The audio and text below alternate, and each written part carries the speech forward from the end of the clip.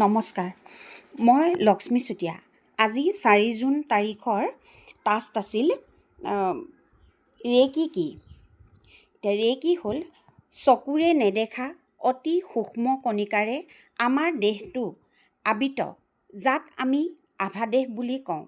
এই আভাদেশৰ পৰাই আমাৰ শৰীৰত বিভিন্ন কাৰ্যকলাপ হৈ থাকে। ইয়াৰ অসমতা হ'লেই আমাৰ শৰীৰটো বিভিন্ন ৰোগ ব্যাধিয়ে হেঁচা মাৰি ধৰে।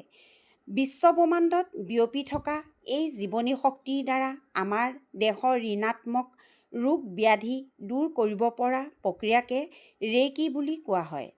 ৰেকি হ'ল এটা জাপানী শব্দ। ইয়াৰ অৰ্থ হ'ল ৰে মানে বিশ্বব্যাপী থকা আৰু কি মানে জীৱনী শক্তি। বিশ্বব্ৰহ্মাণ্ড বিয়পি থকা জীৱনী শক্তিৰ পৰাই জীৱজগতৰ সকলো প্ৰাণী জীয়াই আছে। ইয়াৰ অসমতা হৈ যেতিয়া আমি অসুস্থ হওঁ, তেতিয়া কোনো গুণসম্পন্ন ৰেকি মাষ্টাৰৰ দ্বাৰা এক গোপন পদ্ধতিৰে ৰোগীজনৰ দেহলৈ ৰেকি বা আভাশক্তি প্ৰবাহিত কৰি ৰোগ প্ৰতিৰোধ কৰা হয়। ইয়াকে এটুইনমেণ্ট বুলি কোৱা হয়।